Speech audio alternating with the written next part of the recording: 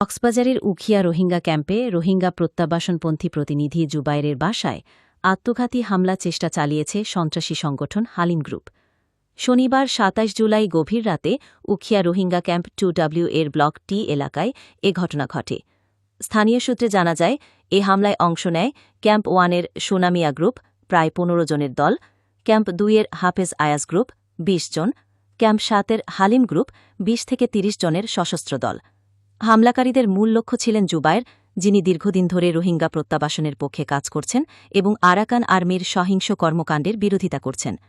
রোহিঙ্গা ক্যাম্পের স্থানীয় বাসিন্দারা জানান, হামলাকারীরা দেশীয় অস্ত্র এবং আগ্নেয়াস্ত্র নিয়ে মুখোশ পরে হঠাৎ করে আক্রমণ চালায়।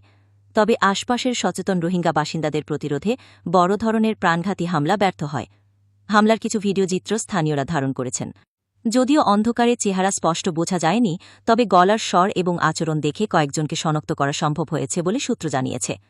এই ঘটনা শুধু জুবায়েরের জীবনের ওপর নয়, বরং গোটা রোহিঙ্গা প্রত্যাবাসন প্রক্রিয়ার ওপর বড় ধরনের হুমকি হিসেবে দেখা হচ্ছে। বিশেষজ্ঞরা বলছেন, দ্রুত তদন্ত এবং দোষীদের গ্রেফতার না করা হলে ক্যাম্পে শান্তি ও প্রত্যাবাসনের স্বপ্ন আরও দুর্বিষহ হয়ে উঠবে। মাস্টার জুবাইরর গরর মন্তু 2টা 1টা 40 মিনিটে ইন আসছে